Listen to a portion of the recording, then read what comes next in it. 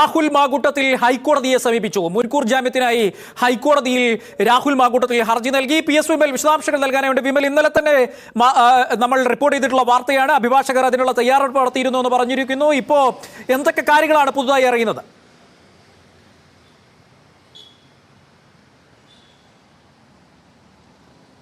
റാഷിദ്, ജാമ്യാപേക്ഷ സമർപ്പിച്ചതേ ഉള്ളൂ. അതിന് കൂടുതൽ വിശദാംശങ്ങൾ ലഭ്യമായിട്ടില്ല. അല്പസമയം മുൻപാണ് രാഹുൽ മാങ്കൂട്ടത്തിൽ ഹൈക്കോടതിയെ സമീപിച്ചിട്ടുള്ളത്. മുൻകൂർ ജാമ്യം തേടിയാണ്. ബലാത്സംഗ കേസിൽ നേരത്തെ രാഹുലിന്റെ മുൻകൂർ ജാമ്യാപേക്ഷ തിരുവനന്തപുരം ജില്ലാ സെഷൻസ് കോടതി തള്ളിയിരുന്നു. അതിന് തൊട്ട് പിന്നാലെ തന്നെ ഈ ഹൈക്കോടതിയെ സമീപിക്കുന്നതിന് വേണ്ടിയുള്ള ഒരുക്കങ്ങളും നടപടികളും ഒക്കെ രാഹുൽ ക്യാമ്പ് നടത്തിയിരുന്നു. കഴിഞ്ഞ ദിവസം തന്നെ കൊച്ചിയിലെ പ്രമുഖ അഭിഭാഷകരുമായി ഇക്കാര്യം സംസാരിച്ചിരുന്നു. അതിനുശേഷമാണ് ഇപ്പോൾ മുൻകൂർ ജാമ്യാപേക്ഷ ഹൈക്കോടതിയിൽ എത്തിയിട്ടുള്ളത്. അല്പസമയത്തിനകം തന്നെ ഇതുമായി ബന്ധപ്പെട്ട കൂടുതൽ വിശദാംശങ്ങൾ ലഭ്യമാകും എന്നാണ് പ്രതീക്ഷിക്കുന്നത്. നേരത്തെ ജില്ലാ കോടതിയിൽ പറഞ്ഞ അതേ കാര്യങ്ങൾ തന്നെയാണ് ഹൈക്കോടതിയിലും രാഹുൽ ആവർത്തിക്കുന്നത് എന്നാണ് നമ്മൾ മനസ്സിലാക്കുന്നത്. കാരണം ഉഭയകക്ഷി സമ്മതപ്രകാരമുള്ള ബന്ധമായിരുന്നു താനും ഈ പരാതിക്കാരിയും തമ്മിൽ ഉണ്ടായിരുന്നത്. താൻ നിർബന്ധിച്ച് ഈ യുവതിയെ ബലാത്സംഗം ചെയ്തിട്ടില്ല, മറിച്ച് സ്വന്തം ഇഷ്ടപ്രകാരമാണ് ഈ ഗർഭഛിദ്രം നടന്നിട്ടുള്ളത്.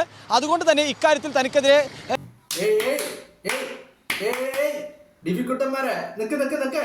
ആഘോഷിക്കാറായിട്ടില്ലടോ, കീഴടങ്ങിയിട്ടുള്ള നട്ടെല്ല് വളച്ചിട്ടുള്ള ഏർപ്പാട് പഠിച്ചിട്ടുമില്ല, ശീലമാക്കിയിട്ടുമില്ല.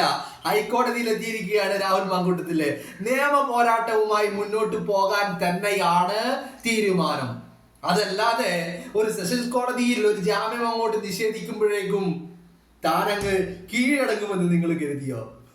എടോ, മാപ്രകൾ അങ്ങനെ പലതും പറയും. മാപ്രകളല്ല രാഹുലിന്റെ കാര്യം തീരുമാനിക്കുന്നത്. രാഹുലിന്റെ കാര്യം ഇനി അങ്ങോട്ട് തീരുമാനിക്കുന്നത് രാഹുലാണ്. നിങ്ങൾ എന്താ കരുതിയേ? രാഹുൽ വന്ന് കീഴടങ്ങുമെന്നോ? വാ വാ വാ വാ വാ വാ ഹൈക്കോടതിയിലേക്ക് പോവാൻ. നമുക്ക് അവിടെ പുതിയ ജാമ്യാപേക്ഷ നൽകിയിട്ടുണ്ട്. അവിടെ ജോർജ് പൂന്തോട്ടം ഉണ്ട്. ജോർജ് പൂന്തോട്ടം വക്കീൽ ആള് പുലിയാണ്, മനസ്സിലായില്ലേ? അതല്ലെങ്കിലും സെഷൻസ് കോടതിയിൽ നിന്ന് ജാമ്യം ലഭിക്കുമെന്നുള്ള വലിയ പ്രതീക്ഷയൊന്നും ഉണ്ടായിരുന്നില്ല രാഹുൽ മാങ്കൂട്ടത്തിന്. അത് സെഷൻസ് കോടതിയിൽ പിന്നെ എന്തിനാ പോയത് എന്ന് ചോദിച്ചാൽ കേസ് അവിടെയാണ്.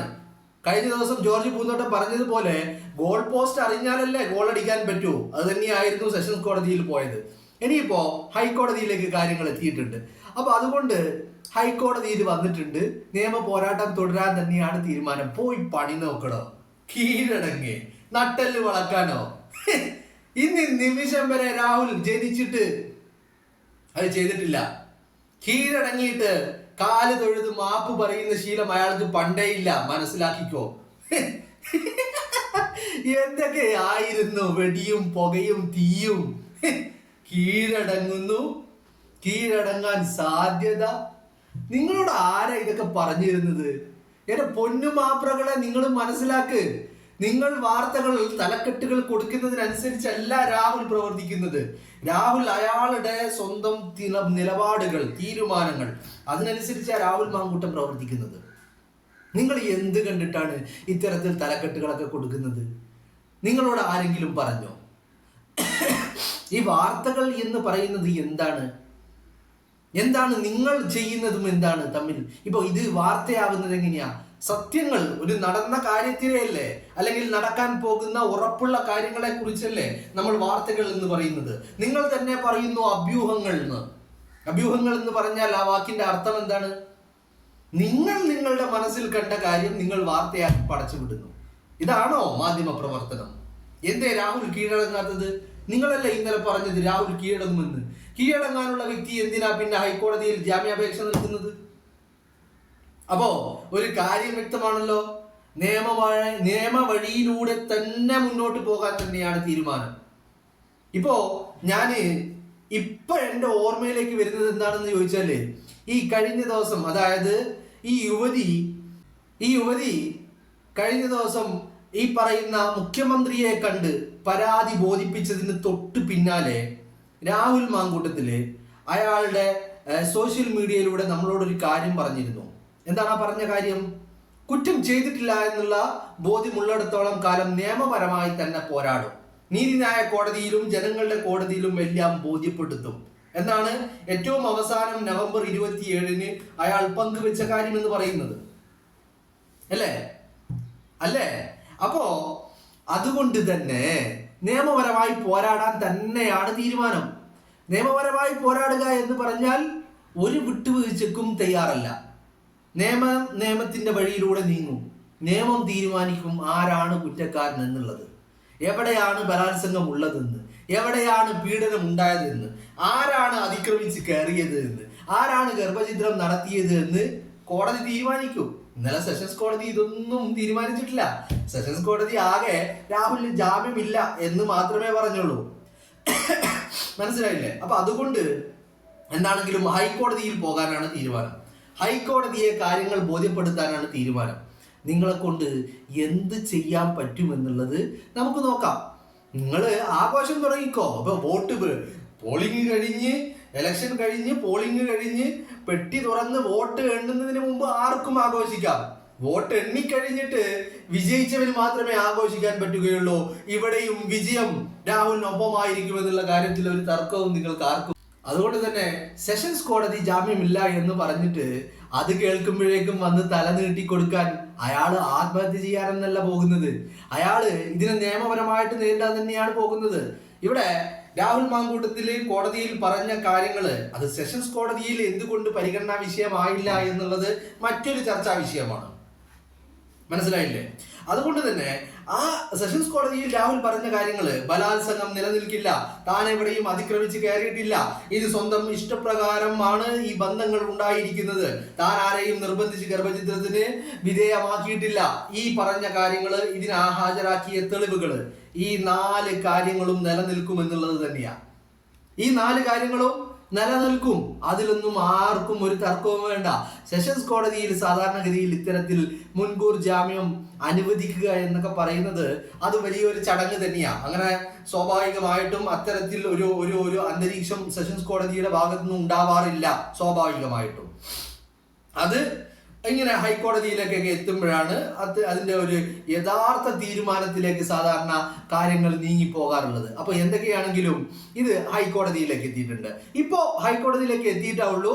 കോടതിയിൽ എന്തൊക്കെയാണ് രാഹുൽ പുതുതായി പറഞ്ഞിരിക്കുന്നത് എന്നോ അല്ലെങ്കിൽ രാഹുൽ എന്താണ് പുതുതായി പറയാൻ ആഗ്രഹിക്കുന്നത് എന്നോ ഒരു കാര്യങ്ങളും അത്ര വ്യക്തമല്ല. കോടതിയുടെ പരിഗണനയിലേക്ക് എത്തിയിട്ടുള്ളൂ. ഇപ്പൊ നമ്മൾ സംസാരിക്കുന്ന സമയത്ത് അതിന് നമ്പർ ഇട്ട് കിട്ടിയിട്ടുണ്ടാവുകയുള്ളൂ. ഇന്നൊക്കെ ആ ഹർജി ഇന്ന് പരിഗണിക്കുമോ അതല്ലെങ്കിൽ മറ്റൊരു ദിവസത്തേക്ക് മാറ്റി വെക്കുമോ എന്നുള്ള കാര്യങ്ങളെ കുറിച്ചൊക്കെ വരും മണിക്കൂറുകളിൽ നമുക്ക് ചർച്ച ചെയ്യാം. ഇപ്പോ നിലവിൽ എന്താണെങ്കിലും ഹൈക്കോടതിയിലേക്ക് വന്നിട്ടുണ്ട് കാര്യങ്ങൾ. രാഹുലിന്റെ അഭിഭാഷകൻ ഹൈക്കോടതിയെ സമീപിച്ചിട്ടുണ്ട്. ഇത് ഫയൽ സ്വീകരിക്കുവാനുള്ള നടപടികൾ തയ്യാറാക്കിയിട്ടുണ്ട്. ഹൈക്കോടതി സംശയത്തിലേക്ക് എത്തും. അപ്പോ ഇനി കോടതി തീരുമാനിക്കും എന്നുള്ള കാര്യം ചിലപ്പോൾ ഇന്നാവാം, ചിലപ്പോൾ നാളെയാവാം, അല്ലെങ്കിൽ അത് കഴിഞ്ഞുള്ള ദിവസങ്ങളിലാവാം. എപ്പോഴാണെങ്കിലും ഒരു കാര്യം വ്യക്തമാണ്, നിങ്ങൾ കണ്ടതും കേട്ടതും മാപ്രകൾ നിങ്ങളോട് പറഞ്ഞതും, പ്രേക്ഷകരായ നിങ്ങളോട് മാപ്രകൾ പറഞ്ഞതും കേരളത്തിന്റെ പൊതുസമൂഹത്തോട് പറഞ്ഞതുമായ കാര്യങ്ങൾ എല്ലാം അഭ്യൂഹങ്ങൾ, ഊഹാപോഹങ്ങൾ. അവരവരുടെ താല്പര്യങ്ങൾക്കനുസരിച്ച് രാഹുൽ ജയിലിലായി കാണണമെന്നുള്ള അതിയായ ആഗ്രഹത്തിന് പുറത്ത് അവര് അനുമാനിച്ചതാണ് രാഹുൽ വന്നിട്ട് കീഴടങ്ങും, രാഹുൽ വന്നിട്ട് തല വെച്ച് കൊടുക്കും എന്നൊക്കെ അവരനുമാനിച്ചതാ. അതല്ലാതെ രാഹുൽ അത്തരത്തിൽ കീഴടങ്ങാനുള്ള ഒരു പദ്ധതിയും രാഹുലിന്റെ ഭാഗത്തുനിന്നില്ല. നിയമപരമായിട്ട് നേരിടാൻ തന്നെയാണ് രാഹുലിന്റെ തീരുമാനം. അതുകൊണ്ട് തന്നെയാണ് ഇപ്പൊ കാര്യങ്ങൾ ഹൈക്കോടതിയുടെ മുന്നിലേക്ക് എത്തി നിൽക്കുന്നത് എന്നുള്ളത് നിങ്ങൾ ആരും മറക്കണ്ട. അപ്പോ ചുരുക്കി പറഞ്ഞു കഴിഞ്ഞാൽ രാഹുൽ മാങ്കൂട്ടം വിഷയം ഇവിടെ തുടങ്ങിയിട്ടേ ഉള്ളൂ. തുടക്കത്തിൽ തന്നെ നിങ്ങൾ ഈ പറയുന്ന അക്ഷമ കാണിച്ചുകൊണ്ട് ആഘോഷങ്ങൾ നടത്തുന്നത് അത്ര ഭൂഷണമല്ല എന്ന് മാത്രമേ നിങ്ങളോട് പറയാനുള്ളൂ. അതുകൊണ്ട് പൊതിച്ചോറുമായിട്ട് ഹൊസ്ദുർഗിലെ കോടതിക്ക് മുന്നിൽ വന്നു നിന്നവരൊക്കെ ഇന്നലെ ആ പൊതിച്ചോറും തിന്നുകൊണ്ട് തിരിച്ചു പോകുന്ന കാഴ്ചയും നമ്മൾ കണ്ടതാണ്. അപ്പോ ആഘോഷങ്ങൾ തുടങ്ങാറായിട്ടില്ല മക്കളെ. എലക്ഷൻ കഴിഞ്ഞിട്ട് പോലുമില്ല. എലക്ഷന്റെ നോട്ടിഫിക്കേഷൻ വന്നിട്ടുള്ളൂ. ഇനി പ്രചരണങ്ങൾ ബാക്കിയുണ്ട്, പോളിംഗ് ബാക്കിയുണ്ട്. അത് കഴിഞ്ഞിട്ട് ഈ പറയുന്ന കൗണ്ടിങ് ബാക്കിയുണ്ട്. കൗണ്ടിങ് കഴിഞ്ഞിട്ട് ഇലക്ഷൻ കമ്മീഷൻ ഒഫീഷ്യലായിട്ട് പ്രഖ്യാപിക്കേണ്ടതുണ്ട് ആരാണ് വിജയി എന്ന്. അത് കഴിഞ്ഞിട്ട് നമുക്ക് ആഘോഷിക്കാം പോരെ? അതല്ലേ അതിന്റെ ഉചിതമായ തീരുമാനം. ഇതിപ്പോ ഈ പറയുന്ന നോട്ടിഫിക്കേഷൻ ഇലക്ഷൻ പ്രഖ്യാപിക്കുമ്പോഴേക്കും ഇവിടുന്ന് ആഘോഷം തുടങ്ങുക എന്നൊക്കെ പറഞ്ഞാൽ അതൊരു മര്യാദ കേടല്ലേ? അത്രയേ ഉള്ളൂ ഈ കാര്യത്തിലും. ഇവിടെ ഒരു മുൻകൂർ ജാമ്യം പരിഗണിച്ചു, സെഷൻസ് കോടതി നൽകിയില്ല, ശരി തന്നെ. അപ്പോഴേക്കും നിങ്ങൾ ആഘോഷിക്കാൻ വരട്ടെ. നിക്ക്, സമാധാനിക്ക്, സബൂറാക്ക്, ക്ഷമയുണ്ടാവണം. ക്ഷമയുണ്ടാവണം. അതുകൊണ്ട് ഈ പറയുന്ന ആഘോഷങ്ങൾക്കൊന്നും വലിയ ആയുസില്ല, അല്പായുസ് മാത്രമേ നിങ്ങളുടെ ആഘോഷങ്ങളുള്ളൂ. ഏത് രീതിയിൽ പാലക്കാട് ഉപതെരഞ്ഞെടുപ്പില് കൗണ്ടിങ്ങിന്റെ തലേ ദിവസം നിങ്ങൾ ലഡു അടക്കം വാങ്ങിക്കൊണ്ടുവന്നിട്ട് ഈ പാർട്ടിയുടെ ജില്ലാ ഓഫീസിൽ കൊണ്ടുവന്ന് വെച്ചതാണ്. പിറ്റേന്ന് രാവിലെ കൗണ്ടിങ് തുടങ്ങിയപ്പോൾ തന്നെ എടുത്തു കൊണ്ടുപോയിട്ട് ആറ്റിൽ കളയേണ്ട അവസ്ഥയുണ്ടായി. അങ്ങനത്തെ ഒരു സ്ഥിതിവിശേഷം നിങ്ങൾക്കുണ്ടായി. നിങ്ങൾ അതിന് അനുഭവസ്ഥരാണ്. അതുപോലെ തന്നെയാണിത്. ഇന്നലെ കൊടുത്ത ലഡുവും ഇന്നലെ പൊടിച്ച പട്ടങ്ങളും ഒക്കെ വെറുതെ ആയി പോയി എന്നല്ലാതെ നമുക്കിതിലൊന്നും പറയാനില്ല. അതുകൊണ്ട് വെയിറ്റ് ആരും തിരക്കാക്കണ്ട. ഹൈക്കോടതിയിലേക്ക് കാര്യങ്ങൾ എത്തിയിട്ടുണ്ട്. കീഴടങ്ങാനൊന്നും രാഹുലിനെ കിട്ടില്ല മകളെ. നിങ്ങളെ കൊണ്ട് പറ്റുമെങ്കിൽ, സഖാക്കളെ കൊണ്ട് പറ്റുമെങ്കിൽ പിണറായി വിജയനോട് പറഞ്ഞിട്ട് രാഹുലിനെ തൂക്കിയെടുത്ത് അകത്തിടാൻ പറ, കണ്ടുപിടിച്ച്. അതല്ലാതെ രാഹുൽ വന്ന് കീഴടങ്ങും, അവിടെ നമുക്ക് രാഹുലിന് പൊതിച്ചോറ് കൊടുക്കാം, ജനങ്ങൾക്ക് ലഡു കൊടുക്കാം എന്നൊക്കെ ആരെങ്കിലും കരുതുന്നുണ്ടെങ്കിൽ അത് നിങ്ങളുടെ മൂഢമായ ധാരണകളും വിശ്വാസങ്ങളും സ്വപ്നങ്ങളും, നടക്കാത്ത സ്വപ്നങ്ങൾ മാത്രമാണ് എന്നുള്ളത് സഖാക്കള്, അടിമകള്, അന്തംഗമികള്, സൈബർ സഖാക്കള് ഒക്കെ മനസ്സിലാക്കുന്നത് നല്ലതാണ്. അങ്ങനെ അങ്ങ് വീണ് കൊടുക്കാൻ തീരുമാനിച്ചിട്ടില്ല എന്നുള്ളത് നിങ്ങൾ മനസ്സിലാക്കുക.